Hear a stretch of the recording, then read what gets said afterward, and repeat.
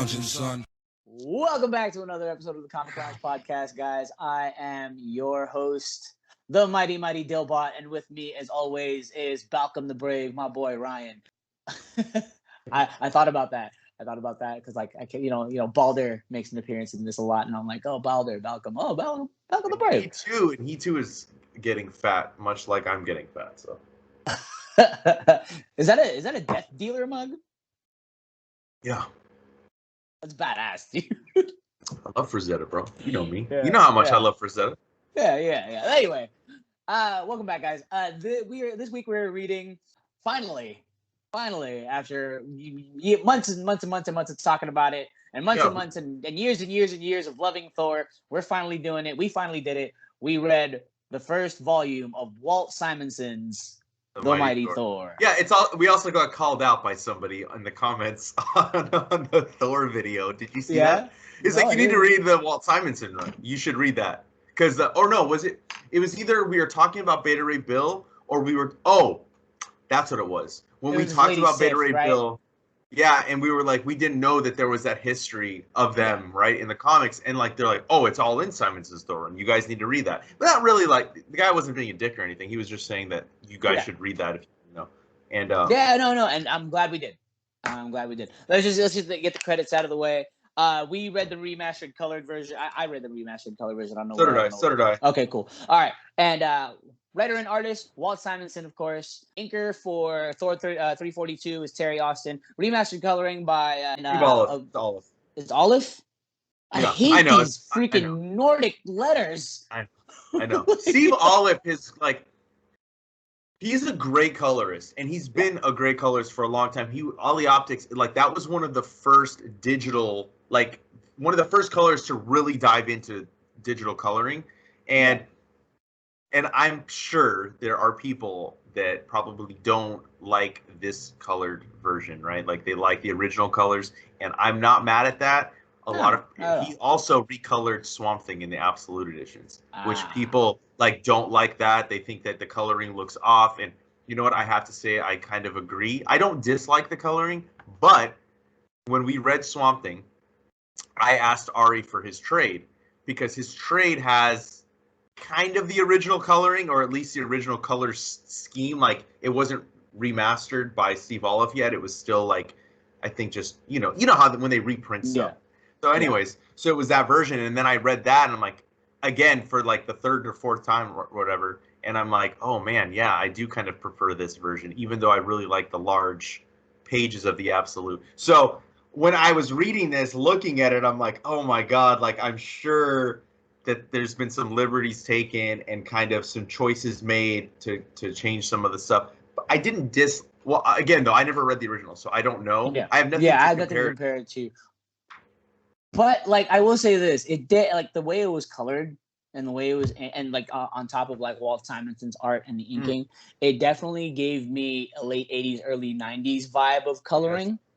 You know, like, and at some points when they did, like, close-ups of the face, it kind of reminded me of, like, early Spawn comic books, the way it was inked. Well, he also colored Spawn. Yeah, exactly. There you go. Then there the fuck you go. Colors on Spawn, yeah. Yeah, so then there the fuck you go. But even right down, so there the fuck you go. There the fuck you go. Even right down to like how it was colored, like when it would do close-ups of the face, like it. I was like, damn, this is like McFarlane shit here, bro. Like, this is pretty good. Yeah, anyway. I think the book. Look, first off, like you said, we've been talking about this for a long time, whether it's been on the podcast or in person or whenever we've talked, because, like, we love Thor. And Jason Aaron played a huge factor in making Thor one of my favorite characters. I've also said that I've changed my own history saying that it was only Jason Aaron, but I realized that, J. Michael Straczynski's run, Michael Ivanoming right before Disassembled, and then also Matt Fraction. Great runs. But it was Jason Aaron that solidified Thor as one of my favorite comic book characters in general. And I have heard about this run for fucking years, right? Yeah, since I was a kid. Forever. Everybody has talked about this is one of the greatest Marvel runs in the history of the company. And for whatever reason, never read it. And reading it now, this is done in the 80s, I believe. Yeah, it was the 80s, early 80s. While you could say part of it feels dated, I don't know what about it feels dated. Like it may be just the style of the way the story is told. Kind of like back then they kind of explain stuff to you more of what you're seeing, like, which is not always necessary. Sometimes and a lot of solo monologue. Yeah. Where Thor is kind of explaining himself, but he's Exactly. talking out loud, but talking to no one. Right? Exactly. They did that a lot. They did that a lot in the 80s comics. And sometimes they'd in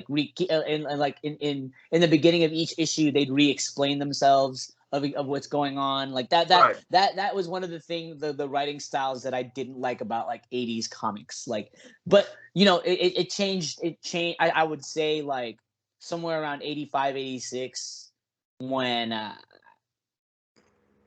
lot of comics were definitely pushing boundaries, a lot of that changed. But since this is early 80s, or mid to early 80s, it changed more when the artist became the draw more. You know what I'm saying? Lee, Larson, Liefeld, McFarlane, Portasio, Silvestri, the Image guys, when they became more prominent and everything was more about the art, it was more art driven, right? And they started their books where they were plotting and people would script. That's when I think it started kind of falling away. Going back and having read a lot of 90s stuff recently over the past couple of years, Right. But this is not as egregious as people are gonna fucking shame me if I say this, but going back and reading Claremont's X-Men is rough to me. Yes. And when I say Claremont's X-Men, I mean the 70s stuff, the early 80s, before the Jim Lee. I have a hard time reading it. I get the point of okay, every comic book is somebody's first comic, and you have, and that was more of how they dictate. You have to write it as such, and make it so that anybody can pick up any issue and feel like they got their money's worth, and kind of be able to draw people in. And I noticed that in this Thor. But he doesn't do it in a way where I'm like, fuck, dude, okay, when are we going to actually get to the new part of the story? Because you're just recapping. Claremont did way too much recapping, in my opinion. Yeah. Simonson balances that line perfectly. And I love that I never knew, or maybe I just never paid attention. His first issue is Beta Ray Bill. He came in fucking swinging. He came in swinging, dude. You know what I mean? That's fucking dope. That you could just come in, fucking kick the door down, introduce this badass character who gives Thor a run for his money. And we've said, Beta Ray Bill, I've always liked the design of him. I can't really put my finger on what about his design always drew me in, but I'm always man, that character looks dope from a young age. And Daniel Warren Johnson has been knocking it out of the park with his miniseries. I love that he interviewed Simonson in the back of that first issue, and he has a lot of callbacks to this run. So having read the Beta Ray Bill and then jumping into this has, I think, made this even more enjoyable for me personally, because it's kind of it's almost like watching or reading a prequel that came, you know what I mean? That's kind of how, even though I know this is the original, but it's reading a prequel as opposed to reading a sequel to something. And I love Simonson's art here the most. Yes. Because I've seen some of his more recent stuff, like the X-Men Legends stuff, and it's good. And he does a Ragnarok book that's at IDW, but I don't know, there's a softer line to this. You know what I mean? It's not as I want to say choppy. Choppy's maybe the wrong word. Do you know what I'm saying though? Mm-hmm. Yeah. I'm probably wording lighter. it wrong. It's lighter. It feels more open. Okay. I don't know. I don't know how to describe it, but it definitely feels more open. Even with some of his X-Men stuff, when he was doing X Factor, right? Mm-hmm. When he was doing X Factor, when he was doing X Factor, it definitely felt like a 70s comic, right? It definitely felt like a early 80s comic. But this honestly, especially with the remastered coloring, it could honestly be confused as a 90s comic. like a early It 90s. doesn't. Yeah, it just doesn't feel like early 80s. No, it doesn't feel like an 80s comic at all. And like the character design, like I love it. I love how everybody looks, even in their civilian clothes, which we get a lot of, which is pretty cool. Like everybody looks like everybody looks. There's a timeless look to it all, to all of it. It's a very timeless look. I can look at this and like be like sometimes I was reading Cloak and Dagger recently, right? I read their first story arc, and let me tell you, right down to the dialogue and just character design and like side character design and civilian character design, you can I can easily say 1983. Like yeah. With this, it's like it falls into that weird realm of like it's definitely older, but it's not to the point where like even the hair looks campy, right? Like in Cloak and Dagger, the hair looked campy, and like they made gang members look like remember that movie, The Warriors? Yes. Come out and play that shit. All the gang members look like freaking look like comic book characters. Like it looked like an Ed like how Ed Piskor described like the late 70s gang members. Yeah. Like where they were like the cut off vests and like they had feathers in their hair, like for whatever reason. Like, but this has a timeless look to it that I feel like makes it more approachable to everyone and anyone. Because sometimes I'll look at a comic and I'll be like, oh man, this looks really old. I don't know if I could get into it. There's like no way I can like relate this to anything in any aspect of any part of my life, right? But I'm sure eventually somewhere down the line, like when we get closer to like 2030, 2030. When we get closer to 2030, there's gonna be people like, oh, look at this comic book from the 90s. It looks so old. People wearing baggy pants. Like people are gonna say that about the 2000s. Yeah. Like you have to realize, like I was thinking, hold on. There's this girl at Disneyland, right? And she had to have been maybe 18. Young girl, right? Goth, dressing goth, but wearing like a Blink-182 shirt. And I looked over at my I looked Blink-182, which is very like goth Blink-182. Nothing the same, right? But I looked at Jim, who I was with, and I was like, dude, she probably feels like, or she's probably wearing that like, oh, Blink-182 is so retro. You know what I mean? Because like she probably wasn't even fucking born when that band came out. Like, we are going to be dealing with fans, like, especially working at a comic store, like, they weren't even born in the 90s. My brother wasn't born when fucking Image started. Like, we were young, right? Like, but we were still around. So we were here for a lot of the 90s comics. But, like, even the 2000s, like, early 2000, my brother's born 98, dude. Like, even early 2000s to him is, like, reading older comics. Yeah. That's weird to me. But some comics, not all comics, have a way of making it so that no matter when you pick it up, it doesn't feel dated. To me, I already would put this on the level of like Alan Moore's Swamp Thing. To me, while it feels old, it has an older look to it. Does not read that way. No, still has a timelessness to it that you can pick it up whenever, and you will fucking like be able to enjoy it no matter how old you are. My brother loves it. You know what I mean? Like, and he. Like, I know I keep bringing him up, but he has a hard time reading older comics. Like how I said I have a hard time with Claremont's X-Men. I had a little bit of rough time. How I have a hard time with like in the Eternal, like Kirby's Eternals. I cannot. Well, I mean, see, for me, like that's how I felt with like Spider-Man, right? The Stan Lee and Steve Ditko. Okay, now I can respect the book for what it is, and the art, like Ditko's art, is great. But, dude, you miss me with that writing. Miss me with fucking dickhead Peter Parker. Yeah. I can't get into it. It's hard. Like, again, I can respect it for what it is in comics.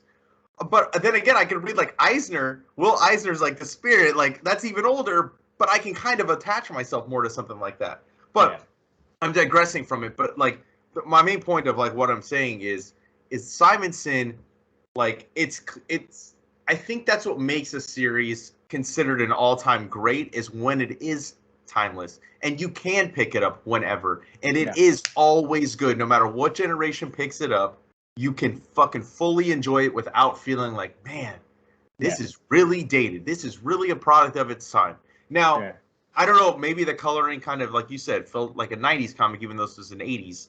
Yeah. So maybe that kind of helped. But I feel like no, because the writing, and that's something that I really love about Simonson. Like the fact that he's writing and drawing, you get a singular vision. That's something I've always enjoyed. Yes. And I think that's how you really label a creator like a cartoonist, is somebody that does both, right? Yeah. And to get a singular vision is rare nowadays. Yeah. You don't see it. Daniel Warren Johnson, you are with Beta Ray Bill. You know, Simonson's Thor, you got it. Frank Miller with Batman. Frank Miller with Daredevil. So when you get these creators doing both, that's always good. You're always gonna capture lightning in a bottle with that. Like no pun intended. That we're talking about Thor, you know. But I love his depiction of Thor. I love that we're getting this Thor that was Donald Blake still. Yeah. You know, like, so he's not being punished, but, you know, like, he's still learning his lessons, even though this is like 300 plus issues in. Yeah. And then he's leveled. He's kind of like grounded in a sense that he appreciates modern New York and modern Earth. Whereas, like, you know, you get a lot of stories of him back in like old Norse mythology where he was boastful and like just all this. Whereas, you know, Donald Blake, he appreciates having friends. He appreciates having privacy. He appreciates having a home to go to. You know what I mean? Like this is where he appreciates the anonymity of it all. Right. You know what I mean? Where like I appreciate that because, you know, like every now and then you get Thor and he's just like this larger than life, larger than the world type of character. But then, and he kind of was that all through Jason Aaron's, and he is that through Donny Cates' current run, right? Like, we don't get that, like, grounded Thor at all. But what I think is interesting is that we did get that in Jason Aaron's run with Jane Foster. Yes. You know what I mean? So we didn't get it with Thor Odinson, but we got it with Jane Foster. So he kind of emulated that energy and that groundedness. I mean, like I said, we've only read the first book, so I don't know where this goes. But, you know, we do lose the Donald Blake identity, you know, because, like, you know, Beta Ray Bill coming in and like he challenges Thor, Odin pits them against each other because somehow Beta Ray Bill is able to take the fucking hammer from Thor, and then they pit him against them, and Beta Ray Bill wins, and eventually I love that like dynamic of like Odin really like seeing he's like this another second son he never had, with shots fired at Loki, you know. So I liked the beginning of the trade was really great. I really enjoyed that. Fantastic. Right? That was awesome. But at the end of it, like how Thor ends up losing, it's not a curse, but he transfers the enchantment to Beta Ray Bill so that Bill can turn into his human type form, right? Because he was stuck. Civilian form. Because he's been stuck in that like horse face fucking thing and like hearing like more of the. It's funny because like I always assumed like the backstory wasn't really told, but it was told all in here of how he got to be who he was, and it's just like how he went from regular alien looking to BoJack Norseman. But I really dug this book, man. It's fucking a shame that it took me so long to read this. Yeah, but the thing is, okay, especially understanding the characters that Jason Aaron utilized in his whole run. All the characters we're talking about, Carnilla, we're talking about Malekith, we're talking about, you know, Loki, obviously. We're talking about Balder, you know, Volstagg, like all these characters that are super prominent in Jason Aaron's run is all from Simonson's run. Like, you know, my jaw dropped when I saw Malekith. Like, yo, I know, I wasn't expecting that. I wasn't expecting that at all. And the same exact regalia that he's wearing in Jason Aaron's run. Yeah. Right? I just feel like Jason Aaron definitely like deep dove into who Malekith was and that type of character, which made him all the more crazier. And like, you know what I mean? But it's such a refreshing thing to know that these characters have been around forever and someone just made them all that more great. You know, right?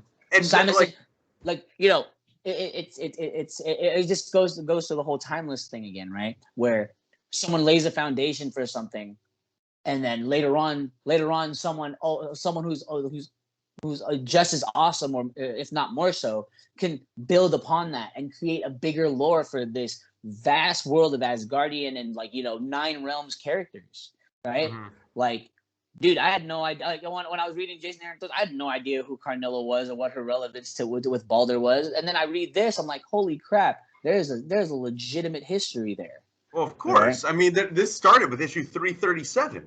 Yeah. So there's decades.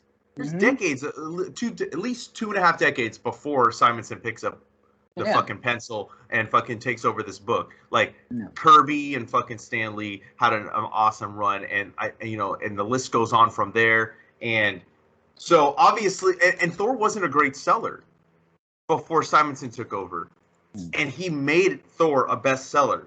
Like, you hear often creators saying, like, that they weren't really a fan of Thor. Thor was kind of floundering, and they picked it up because of Walt Simonson, and it became a hit, an absolute hit.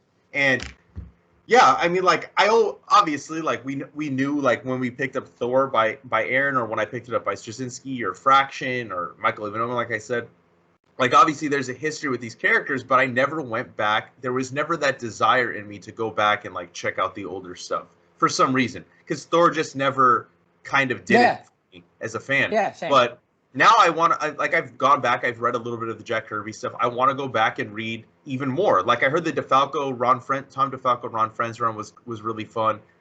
There's a lot of stuff to check out, but I mean, definitely I'm gonna finish off Simonson before I check any of that other stuff out. But he's like, okay, let's do a little deep dive in characters here. You know who really stands out here for me? Fucking Odin. Like, this is an Odin that I'm not used to, right? Yeah, because definitely a different kind of Odin. It's like a different kind of Odin, because, like, I mean, even in the movies, like, Odin's kind of a fucking dickhead of a father, and in the comics, in Jason Aaron's run, he's a fucking shithead of a father. Like, he, like, you know what I mean?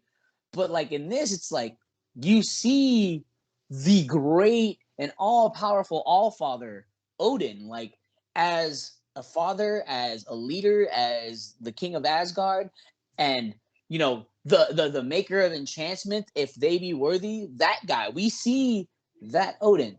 You know what I mean? Mm-hmm. And it's amazing, because it's like, holy crap, he plays such an integral part in this whole story arc. Like, whether it be trying to teach Thor a lesson, or whether it be trying to make a hero out of Beta Ray Bill, or to help Lady Sif find her own internal happiness. Like, this is an amazing depiction of Odin, and I love it, and his concerns for Asgard, and, like, he's not, I don't know, in the more modern Thor runs, I feel like Odin is kind of like, he's just like a surly, old, grumpy, ratchety old guy. Like, you know what I mean? Like, even more so now. Even more so now with what Donny Cates is writing. The way Donny Cates is writing. He's just, like, old and ratchety, and, like, stupid kids. And, like, I've been around for millennia. You've only been around for a couple thousand years. But, like, this is, like, I feel like he's still young enough to have an open mind. He was very open-minded in this run of his. You know what I mean? And, like, I love it. I love this guy. And, like, there's a certain warmth to him that, like, I'm like, oh, like, I know, I wasn't expecting that. I was waiting for him to just be a dick, but he never was. Exactly. Yeah, not at all. Not throughout this whole entire. This is the entire first volume. Was I like, man, what the fuck, Odin? Like, this is a very refreshing Odin. Even, like, in, like, the back end of the volume, where he shows up to when Thor goes to that Antarctic place, the village in the Antarctic. Like, shows up and, like, like, tells the old guy, go be a hero. You go do you. You're gonna do great. And, like, I don't know. There's just this weird warmth to him that, like, I'm not used to. So it was very refreshing to see that. And saying something refreshing, that something is refreshing from a comic book from the 80s, speaks volumes for how well it's written. Hell yeah, dude. I mean, you talk about the characterization of Odin, but and you talked about all the other characters that are in here that you're like, oh man, like, you you never even thought about them as like, oh, these were characters before. Yeah. Like they had a place before. And it's funny because like, you know, for a while, even in the main Thor book, like when Straczynski took over, we didn't really get too many of the side characters. And Simonson fleshes, for anybody new to Thor, he fleshes out all these side characters. Sif, Balder, Loki is super menacing, way more so than I was expecting him to be in this era. He's less of a joke and more of a threat. That's what I like. Because like I feel like my earliest experiences with Loki, he was always kind of a joke. You know, he was kind of just like, I'm gonna plot and do this just to entertain myself. But this, I mean, he's like that. It's like, no, I'm gonna do this because it's fucking funny and it's the suffering makes me happy. You know? Yeah. No, yeah, he's definitely more menacing. Sif is a more character than I would have expected her to be. You know, like her being a warrior and like obviously her and Thor aren't working out at this point, and like she kind of like sees something in Beta Ray Bill. So like that was really cool. The moments between Odin and Sif when he comes to her because he doesn't know how to help Bill, and she's like, I need a woman's opinion. You know what I mean? I was like, fuck, that's a really dope scene. That's a dope interaction.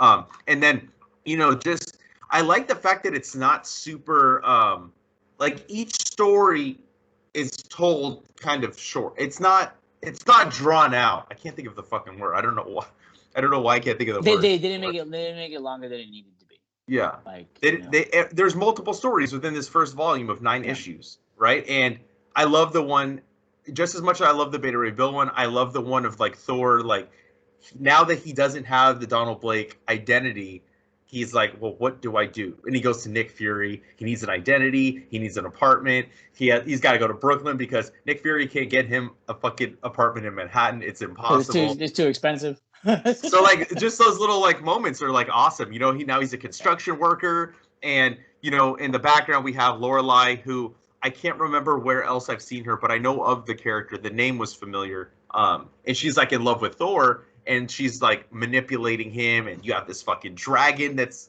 there, and he's fighting the fucking dragon. Like just like it's just fun superhero comics, man. Like this is kind of I don't want to say this is what's missing nowadays, and I feel like I keep saying this, dude. I've told you this multiple times. Like I want the blend of the action and of the fucking small moments between characters and the, you know, like that stuff. I think that's what makes superhero comic books fun. Sometimes you can't really steer a kid towards a superhero comic book nowadays because sometimes there's like, what are we looking at? What's going to keep a kid interested in reading this comic book? And it shouldn't just be, oh, let's steer them towards the kiddie superhero comic books. Because guess what? Those didn't exist when you and I were fucking reading. They didn't. And they didn't exist in the 60s. They didn't exist in the 70s and 80s. And I get it. Like back then, maybe they were geared more towards kids, right? Yeah. But I think as the 80s and the 90s came around, it was more to where a kid could read it and enjoy it, and an adult could read it and enjoy it. And I don't want to say it's YA, like, or all ages, because it's not. That's not what it was. But I think that's missing a lot. And I noticed that as I'm reading books nowadays, that like, I don't know if I can give this to like a young kid, and that kind of sucks because I feel like that limits your readership. That limits who can pick up a book and enjoy it. And Simonson and, you know, the creators of this era and the creators of the 90s, like they really captured, and I think that's why I look fondly back on those eras. Even though I wasn't growing up in the 80s, I was born in 87, so I wasn't reading these comics. Yeah. But you can hand this to a kid. Kids can fucking read this and enjoy it. I've even seen fucking like maybe kids like 10 years old, 11 years old come in and they get old Marvel or old DC, and I think that's awesome. Yeah. But they should be able to pick up the new stuff too, you know? Yeah, no, I 100% agree. Like there's this kid, he's been coming in every week with his, I don't know if it's his dad or his older brother, but this kid has been getting some really dope freaking comics. He picked up Skybound X, and I told him, dude, you don't know how lucky you are. He's like, what? Like, I had to wait 10 years for this. Like, you know what I mean? He's like, oh, yeah. It's like, what are you reading right now? Oh, I'm reading Star Wars. I like Darth Vader a lot. I'm like, damn, I'm reading Darth Vader. Like, you know, and that's a heavy book, you know? Yeah, and I mean, but don't get me wrong. It's a Star Wars title. Yeah, like, I read that shit when I was little. I read older stuff that wasn't necessarily geared for my age. but I do think that, you got to recapture the magic, man. You got to fucking make it so that the regular Marvel, like, a kid can pick up Avengers and enjoy it. A kid can pick up Captain America and enjoy it. And I just feel like and I don't want to sound old, or you know what I mean, like oh man, I just want the old era. I just want something from back then. But like, you can make good stories and make it so that like it's all inclusive. Like, anybody can pick up that book and enjoy it. You don't have to have read the 4 issues prior to pick up a comic. Like, there is ways to do it. And I think that I don't know. I feel like that's how you continue to grow readership too. I don't know why I went off on this tangent, but I don't know. I'm just really like, it's very inspiring reading this Thor. You know, it just makes me like appreciate this bygone era that's not even really that far removed from us. I love it. I love everybody's characterization in this. Everybody, you know how I love to proclaim, like, a lot of comics don't have wasted characters. This comic doesn't have any wasted characters. No. Everybody here is important. Even Volstagg, when he's sitting on the guy telling the story of Baldur the Brave, although it just came out of left field, it was like, I appreciate that. Like, I love Volstagg. I love Volstagg in general. I love Volstagg, especially because of Jason Aaron. Volstagg in general has always been one of my favorites. But just the places that Simonson takes Thor, as far as where he is in his timeline of being Thor, the places he takes him, like, this is I feel like, I haven't read anything before this, but I've definitely read some things after this, and you can definitely tell that this is the difference maker. This was the turning of the tide for the character of Thor himself. And that could be why it's considered one of the greatest Thor run of all time. I think in order to appreciate Aaron's run more, you have to read Simonson's, because they're like a hand in hand type of thing. There's things here that this very much felt like a Norse god superhero story, whereas Jason Aaron's also felt like a Norse god superhero story. Not just like, he's an alien with a hammer that was confused for a god, but no, this is a larger than life depiction of the character. Because, like, aside from him fighting Fafnir, he like half of this book doesn't even take place on Earth. Yeah, we're talking about in space, like going through like some magical portal that they have to use Tooth Gnasher and Tooth Grinder to get to. That's a portal that's powered by a star, and in the center of a star is a guy building a freaking sword. Like, what? Yeah, I know. Whole time. That shit is metal as fuck. I know. I love that. Throughout throughout this first arc, you just see this dude constantly hammering the sword, and like, I don't even think it doesn't even get resolved. It doesn't get resolved in this first volume. So, like, it just, like, keeps building this, like, tension where you're just like, okay, what is this dude building? Happening? What are we going to see? Like, he just really, and the lettering about it makes it all the more better, too. Doom, doom, doom, doom. Like, damn. Like, yeah, there's an epicness to this run and a large scope that maybe Thor didn't have prior to this. I don't know exactly, like, just like you, like, I've read maybe like a couple of the Kirby's. Like, I haven't read a ton, and it's easy to see why this did so well when it came out, because like, looking at other stuff from this era, like, this stands far and above what I've read, right? Besides Swamp Thing. Like, there's only a couple things from that era that I could say are like, man, this is some next level stuff compared to what else I've read. And yeah, just Simonson's art, his writing, it's like flawless. His art and his choice in angles for stuff. Like, there's a scene where they're flying, where they're on Tooth Gnasher and Tooth Grinder, and they're flying towards the portal, and you just see this long stream of demons. Yeah. And like, dude, that's like the angle in which like he chooses to do that, and the fact that it's like, it's not just like a bunch of little specks and dots that like form as they get closer. We're seeing it's a literal like freeway tube of demons flying towards like what Beta Ray Bill's homeworld, right? And I'm just like, damn, that shit's so fucking next level. Like for you, and you're right, like next level for for its time, like what the hell? Like usually, like when they say when they say a demon fleet, demon alien fleet, like I'm not saying artists at the time were lazy, but they were very basic in their structure of how to depict that. Just the way things are depicted here, it's very just explosive and very like he did think like here. There's I think it was the cover or one of the covers for it was for 344. For 344 when it's Balder, when he's getting approached by all those demons, dude, this freaking amazing stuff. Like Simonson was like, this is a game. This is dude. No, class there's A like game an energy art that and crackles depiction. off the page. Energy that just it's insane, and it's such a great book. And it's fuck, man. I'm just so excited to read the other ones. Like we don't have the other trades at work. Luckily, we had this, and that's why I said like let's read it for the show. But I can't wait. Like I might even just buy the omnibus. I don't know. I'm trying not to buy like super thick omnibus because like the reading is not as enjoyable when I have to carry this heavy ass book in my hand.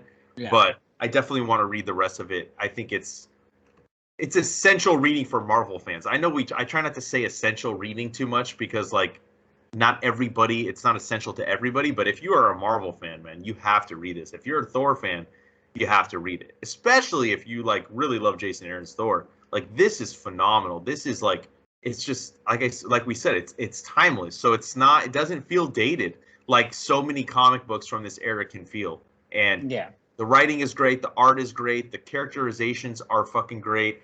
It's got the perfect blend of like action with small character moments. I just I can't really sing the praises high enough for this book. I loved it. Yeah, it's fantastic, and I'm mad at myself for waiting this long. But also, again, it makes me appreciate Jason Aaron's run more. Mm-hmm. Like, you know what I mean? And I can't wait to finish this either. Look, unfortunately, like I can get the digital only in volume 2, so I might have to see if I can find the third volume. But this is fun stuff, dude, and I can't believe it took me this long. Yeah, same. Cannot believe it took me this long. And it's a bit wordy, much like the comics of that time was. But the thing is, it doesn't take away from your experience for it. Like I know, I like talked about it before. Todd McFarlane, fucking wordy. Yeah.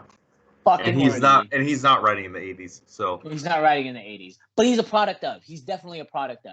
That's like, true. You know what I mean? He's definitely a product of the 80s. He's definitely like even right down to like his ways art. I mean, I could say that Todd McFarlane, as far as his art goes, he's one of the few from that era whose style has evolved to become better and not stay stagnant or not get worse. This is 80s comics at its finest. Approachable, wonderful, great storytelling, great characterization. And like I can't say it again. This is a timeless fucking tale. Yeah. Timeless tale. Yeah, I don't have anything else to say about it other than like just go read it. Go like read it's it. Go dope. read it. Go fucking read it. Walt Simonson, holy crap, dude. I tip my hat to you, sir. Yeah. I tip my non-existent hat to you as well. You damn. I love it. I know. I this makes me more of a Thor fan now. More of a Thor fan than I already was. Like this hypes me up. And like it kind of makes me want to go back to like the first 2 Thor movies to see what was drawn from this into that. You know what I mean? It's clear that his run, as Aaron's run, it's heavily influenced the movies for sure. It's so epic. For sure. And like this is some fun stuff. Now I want to read some of the stuff with the TVA in it because the TVA made their first appearance in the Thor comic, and I want to see where the influence of that comes from, and see if I can get a glimpse of Mobius. Like, you know what I mean? Yeah. I love it. I love comic books, man. I love this comic is one of the what makes me love comic books. Same. Fuck. 1980s shit. Came out before both you and I were born. Yeah. But still has that resounding power in 2021 to make us love a character even more. That's true. Oh, it's great way to fucking end this talk on Thor, man. I can't sing the praises high enough. Like I said, it's a great book. Highly recommend it. 10 out of 10, hands down. And yeah, if you can find a copy of it, go pick it up. Definitely pick it up in print too. You can It's get it also in print. available in digital. It's available in digital. But Marvel Unlimited. Marvel Unlimited has like almost every single Thor issue. I'm just saying. All right. Saying. And we're not getting paid by Marvel Unlimited, so I'm not going to fucking plug them. They should. But they should fucking pay us. They should pay us. Anyways, yeah, go pick up the book. It's awesome. And also, if you're not already following us, make sure you follow us on Facebook, Twitter, and Instagram at The Comic Lounge. Dylan on Instagram is at The Dillbot. Dillbot is dope on Twitter. Hit up that merch, TeePublic. All the links are down below. And hit the bell icon so you're notified every time a new vid goes up. And on that note, we're out. Later, buds.